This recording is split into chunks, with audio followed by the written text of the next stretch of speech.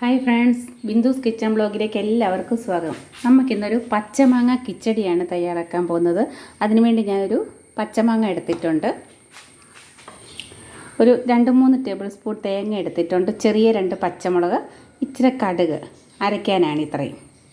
നമുക്ക് ഈ മാങ്ങ ഒന്ന് ഗ്രേറ്റ് ചെയ്തെടുക്കാം. നമ്മുടെ മാങ്ങ നമ്മൾ ഗ്രേറ്റ് ചെയ്തെടുത്ത് വെച്ചിട്ടുണ്ട്. നമുക്കതിലേക്ക് ശകലം ഉപ്പ് ചേർത്തിട്ട് നമുക്കൊന്ന് ഇളക്കി വെച്ച് കൊടുക്കാം. അപ്പോൾ ആ മാങ്ങയിലേക്ക് നന്നായിട്ട് ഉപ്പൊക്കെ ഒന്ന് പിടിച്ചിരിക്കും. നമുക്ക് നമ്മുടെ മിക്സിയുടെ ജാറിലേക്ക് തേങ്ങ ഇട്ട് കൊടുക്കാം. കൂടെ തന്നെ പച്ചമുളകും കടുകും കൂടെ ചേർത്ത് കൊടുത്ത് നമുക്ക് അരച്ചെടുക്കാം നന്നായിട്ട്. ഞാൻ തൈര് ചേർത്താണ് അരച്ചെടുക്കുന്നത്.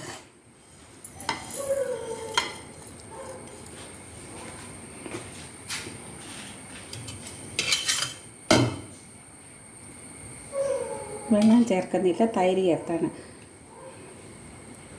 നമുക്കിനി നന്നായിട്ടൊന്ന് അരച്ചെടുത്തോണ്ട് വരാം. നമ്മൾക്ക് അരച്ചെടുത്ത അരപ്പ് ഇതിലേക്ക് ചേർത്ത് കൊടുക്കാം. നന്നായിട്ടൊന്ന് ഇളക്കി യോജിപ്പിക്കുക. എന്നിട്ട്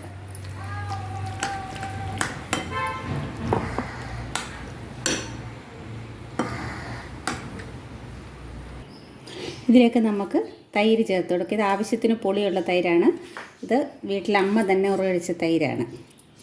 അപ്പം നമുക്കിതിലേക്ക് ഞാനൊരു ഫോർക്ക് വെച്ച് ഉടച്ചു കൊടുത്തിട്ടുണ്ട്.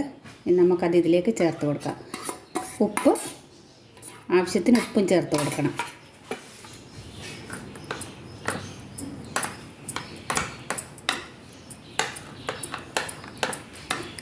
നിങ്ങൾ കണ്ടുകൊണ്ടിരിക്കുമ്പോൾ വീഡിയോ ഇഷ്ടപ്പെടുകയാണെങ്കിൽ ലൈക്ക് ചെയ്യാനും ഷെയർ ചെയ്യാനും കമൻറ്റ് ചെയ്യാനും മറക്കരുത്. കൂടി ആ സബ്സ്ക്രൈബ് ബട്ടണും കൂടി ഒന്ന് പ്രസ് ചെയ്തേക്കണേ. ഇനി നമുക്കിതൊന്ന് കടുക് താളിച്ചൊഴിച്ച് കൊടുക്കാം. ഉപ്പ് ആവശ്യത്തിന് നോക്കണം.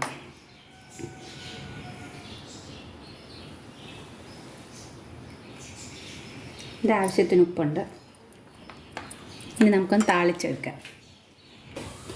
അങ്ങനെ നമ്മുടെ കിച്ചടിയിലേക്ക് നമുക്ക് കടുക് താളിച്ചത് ഒഴിച്ചു കൊടുക്കാം. വെളിച്ചെണ്ണയിൽ കടുകും വറ്റൽമുളകും കറിവേപ്പിലയും ചേർത്ത് കടുക് താളിച്ചതാണ് നമുക്കിതിലേക്ക് ചേർത്ത് കൊടുക്കാം.